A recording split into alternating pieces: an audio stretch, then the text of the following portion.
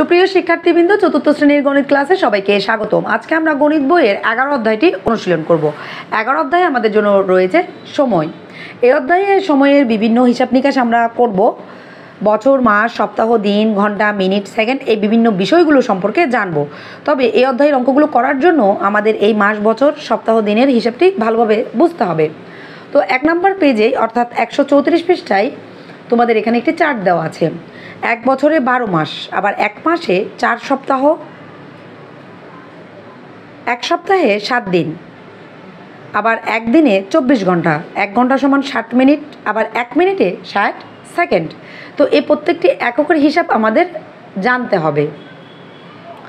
তো আজকে আমরা সময় অধ্যায়ের 137 পৃষ্ঠার অনুশীলনের অঙ্কগুলো অনুশীলন করব।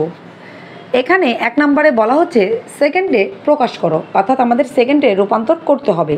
তো কিছুক্ষণ আগে আমরা একটি সূত্র পড়েছি, 1 মিনিট সমান 60 সেকেন্ড। তো সূত্রটি আমরা এখানে উপরে লিখে নিলাম, 1 মিনিটে 60 সেকেন্ড।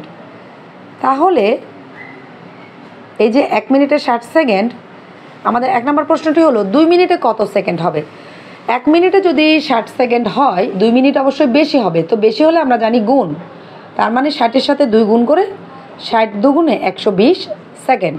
তো এভাবে গুণ করে কিন্তু তোমরা মিনিট থেকে সেকেন্ডে রূপান্তর করে নিতে পারো। তাহলে 4 মিনিটে কত হবে? 1 মিনিটে 60 সেকেন্ড, 4 মিনিটে অবশ্যই বেশি হবে, বেশি হলে গুণ। তো আমরা গুণ করে উত্তরটি জেনে নিতে পারি। 4 × 24 অর্থাৎ 240 সেকেন্ড। 3 নম্বর প্রশ্নটি হলো 12 মিনিটে কত সেকেন্ড। তো 12 মিনিটের সেকেন্ডটি নির্ণয়ের জন্য আমরা জানি 12 মিনিটের সাথে আমরা জানি 60কে গুণ করে কিন্তু আমরা উত্তরটি পেতে পারি। এরপরের প্রশ্নটি হলো 10 মিনিটে কত সেকেন্ড। তো আমরা জানি 1 মিনিটে 60 সেকেন্ড, তাহলে 10 মিনিট অবশ্যই বেশি হবে, বেশি হলে গুণ। তো 10 এবং 60 গুণ করেই কিন্তু আমরা উত্তরটি পেতে পারি, তার মানে 600 সেকেন্ড। 5 মিনিটে কত সেকেন্ড? 5 গুণ 60, যেহেতু 1 মিনিটে 60 সেকেন্ড, তার মানে 300 সেকেন্ড। 20 মিনিটে কত সেকেন্ড? তো 20-এর সাথে যেহেতু সেকেন্ডে আমরা জানি 60 রয়েছে, 1 মিনিটে 60 সেকেন্ড, তাহলে 20 মিনিটে বেশি হবে, বেশি হলে গুণ। তো গুণ করে আমরা উত্তর পেলাম 1200 সেকেন্ড। এভাবে তোমরা গুণ করে কিন্তু মিনিট একক থেকে সেকেন্ডে রূপান্তর করে নিতে পারো। 2 নম্বর প্রশ্নটা হলো দিনে প্রকাশ করো। তো দিনে রূপান্তর করে নিতে হবে। তো ঘন্টা থেকে দিনে রূপান্তরের সূত্রটি হলো, আমরা জানি 24 ঘন্টায় 1 দিন। তো সূত্রটি আমরা পাশে একটু লিখে নেব। আমরা জানি 24 ঘন্টা সমান 1 দিন। তাহলে যদি 24 ঘন্টায় 1 দিন হয়, 48 ঘন্টায় কত দিন হবে? তো এক্ষেত্রে গুণ করব কি না ভাগ করব সেই বিষয়টি তোমাদের একটু দেখাই। সূত্রটি আমরা জানি 24 ঘন্টা সমান 1 দিন। তাহলে 48 ঘন্টায় কত দিন হবে? একটু খেয়াল করো, 24 এবং 48 দুটিই কিন্তু একের চেয়ে বড়। আমরা জানি এপাশে যদি একের চেয়ে দুটি বড় সংখ্যা থাকে, সেক্ষেত্রে আমাদের ভাগ করতে হবে।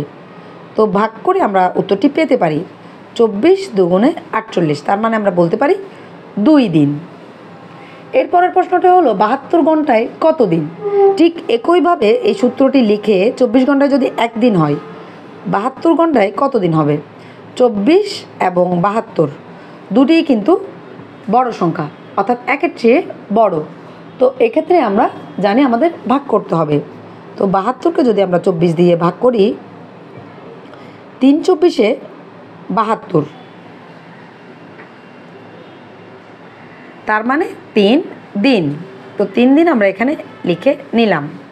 এবার 120 ঘন্টা সমান কত দিন। তো একইভাবে এই যেভাবে আমরা এই যে 72 দিনের হিসাবটি বের করলাম, 120 দিনেও কিন্তু ভাগ হবে, যেহেতু 24 ঘন্টায় 1 দিন, 120 ঘন্টায় এই 24 এবং 120 দুটি কিন্তু বড়। তো বড় হলে আমরা জানি একের চেয়ে বড় হলে ভাগ করতে হবে। তো ভাগ করে আমরা উত্তরটি পেতে পারি 5×24 120 দিন, অর্থাৎ 120 ঘন্টা সমান 5 দিন। এবারে আমরা সপ্তাহ থেকে দিনে রূপান্তর করে নেব। 2 সপ্তাহ সমান কত দিন? তো এক্ষেত্রে সূত্রটি হলো, আমরা জানি 1 সপ্তাহে 7 দিন। এটি আমরা একটু লিখে নেব। 1 সপ্তাহে যদি 7 দিন হয়, সেক্ষেত্রে 2 সপ্তাহে কত দিন? বেশি হবে না কি কম? 2 সপ্তাহে বেশি, তো বেশি হলে গুণ, তার মানে 7 দুগুণে 14 দিন। বেশি কম হিসেব করেই কিন্তু তোমরা গুণ ভাগের হিসেবটি করে উত্তরটি বের করে নিতে পারো। এবার আমরা 3 সপ্তাহের দিন বের করে নিব। তো আমরা জানি 1 সপ্তাহে 7 দিন, সুতরাং 3 সপ্তাহে অবশ্যই বেশি হবে। তো 3 সপ্তাহে বেশি হলে গুণ, 3 সাথে 21 দিন। তাহলে 4 সপ্তাহে আরও বেশি হবে, বেশি হলে গুণ, 4 সাথে 28 দিন। তো এইভাবে গুণ এবং ভাগ করে কিন্তু সেকেন্ড, মিনিট, দিন এবং সপ্তাহ থেকে দিন আমরা রূপান্তর করে নিতে পারি। 5 নম্বর প্রশ্নটিতে বলা হচ্ছে, একত্রে যোগ করো এবং এদেরকে ঘন্টা ও মিনিটে রূপান্তর করো। এখানে আমাদের দুটি মিনিট দেওয়া আছে, অর্থাৎ মিনিটের সংখ্যা দেওয়া আছে, মিনিটগুলো আমাদের যোগ করতে হবে এবং যোগ করার পর এই সমষ্টি মিনিটটাকে ঘন্টা এবং মিনিটে রূপান্তর করে নিতে হবে। 50 এবং 30 মিনিট মিলে মোট হলো 80 মিনিট। তো আমরা জানি 60 মিনিটেই 1 ঘন্টা হয়ে যায়। তো এখান থেকে যদি আমরা 60 মিনিট নিয়ে নিই, 60 মিনিটে হলো 1 ঘন্টা, আর আমার বাকি রইল 20 মিনিট।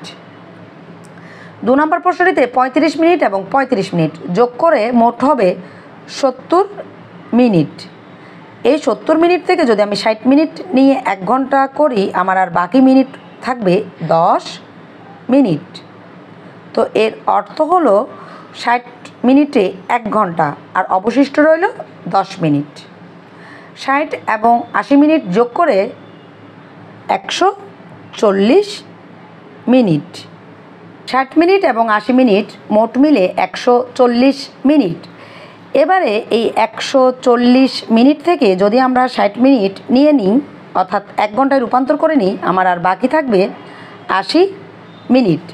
এবার এই 80 মিনিট থেকে আরও 60 মিনিট বাদ দিলে, অর্থাৎ আরও 1 ঘন্টা নিয়ে নিলে আর বাকি থাকবে 20 মিনিট। তার মানে আমরা ঘন্টা নিলাম দুটি, 1 ঘন্টা 2 ঘন্টা, তার মানে উত্তর হবে 2 ঘন্টা 20 মিনিট। অর্থাৎ 140 মিনিট মানে হলো 2 ঘন্টা 20 মিনিট।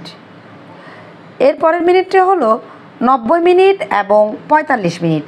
তো 90 এবং 45 যোগ করে আমরা পাবো 135 মিনিট। এই 135 মিনিট থেকে আমরা যদি ঘন্টায় রূপান্তর করি, আমি হিসেবটি একটু দেখাবো। 135 মিনিট, এই 135 মিনিট থেকে প্রথমে আমরা 60 অর্থাৎ 1 ঘন্টা নিয়ে নিলাম, তাহলে আমাদের আর বাকি থাকবে 75 মিনিট। এই 75 মিনিট থেকে আমরা আরও 60 মিনিট অর্থাৎ 1 ঘন্টা নিয়ে নিলাম, তাহলে আমার আর বাকি থাকবে 15 মিনিট।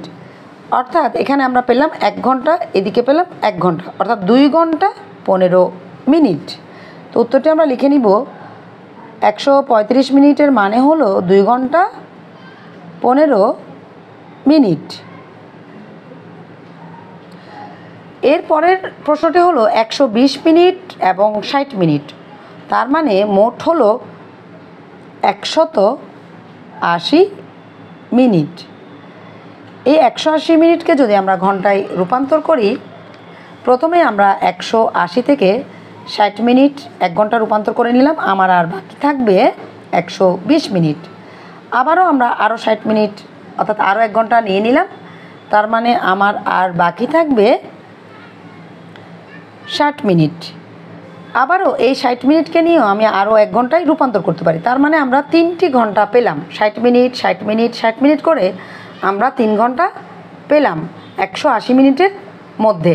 তাহলে আমরা বলতে পারি 180 মিনিট মানে হলো 3 ঘন্টা।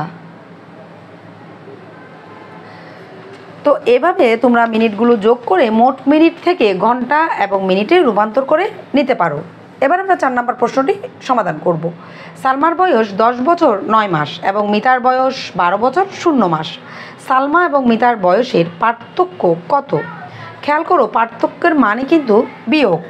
তো পার্থক্য আমরা দুজনের বয়সের বিয়োগফল বের করে নিব। মিতার বয়স 12 বছর 0 মাস, তো বড় বয়সটি আমি আগে লিখে নিলাম, এবং সালমার বয়স 10 বছর 9 মাস।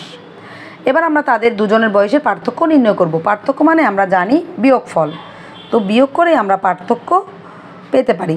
0 থেকে কিন্তু 9 মাস বিয়োগ করা সম্ভব নয়, সেক্ষেত্রে আমরা 1 বছর থেকে 1 বছর ধার নিব। তো 1 বছর মানে হলো 12 মাস, 1 বছর ধার নিলাম। 12 মাস থেকে 9 মাস বিয়োগ করে উত্তর পেলাম 3 মাস। এপাশে আমার বছর রইল 11 বছর, যেহেতু আমরা এখানে 1 বছর ধার নিয়েছিলাম। তো 11 বছর থেকে 10 বছর বিয়োগ করে আমার উত্তর হলো 1 বছর। তার মানে তাদের দুজনের বয়সের পার্থক্য হলো 1 বছর 3 মাস। সর্বশেষ যে অঙ্কটি রয়েছে সেটি আমরা এখন একটু পড়ে নেব। মাসুদা বেগমের 3 মাস 3 সপ্তাহ এবং 6 দিনের ছুটি পাওনা রয়েছে। তিনি 2 মাস 3 সপ্তাহ 3 দিনের ছুটি নিলেন। মাসুদা বেগম আরও কত দিনের ছুটি নিতে পারবেন? প্রশ্নটি হলো, এখানে মাসুদা বেগমের কিছু ছুটি পাওনা রয়েছে, তবে এই ছুটির দিনগুলো মাস, সপ্তাহ এবং দিনে রয়েছে, এবং তিনি যে ছুটি বুক করলেন সেই সময়টিকেও মাস, সপ্তাহ এবং দিনে দেওয়া আছে। এখন আমাদের তিনি আর কতদিন ছুটি নিতে পারবেন সেই সময়টি বের করতে হবে। তাহলে আমরা একটি কাজ করতে পারি, এই যে মাস, সপ্তাহ এবং দিন, এই 3টি একককেই একটি এককে রূপান্তর করে নিতে পারি। যেমন এখানে মাসুদা বেগমের ছুটি পাওনা রয়েছে 3 মাস 3 সপ্তাহ 6 দিন। তো মাসকে আমরা দিন বানালাম, আমরা জানি 1 মাসে 30 দিন, তাহলে 3 মাসে অবশ্যই বেশি হবে, বেশি হলে গুণ করে আমরা পেলাম 90 দিন। তো 1 সপ্তাহে যদি 7 দিন হয় তাহলে 3 সপ্তাহে অবশ্যই বেশি হবে, বেশি হলে গুণ, তার মানে 21 দিন।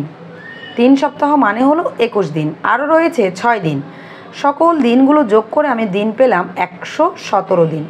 তার মানে মাসুদা বেগমের এই 117 দিনের ছুটি পাওনা রয়েছে, কিন্তু তিনি ছুটি নিলেন 2 মাস 3 সপ্তাহ 3 দিন।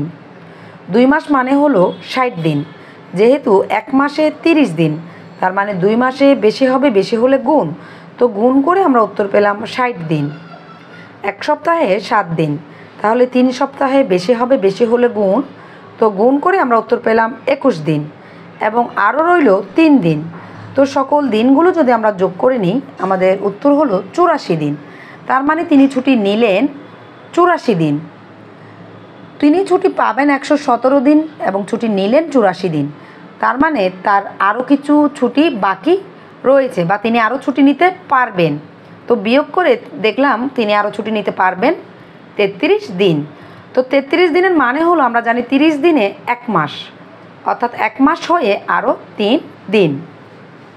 তো এইভাবেই কিন্তু তোমরা দিন মাসের বিভিন্ন হিসেবের অঙ্কগুলো করতে পারো।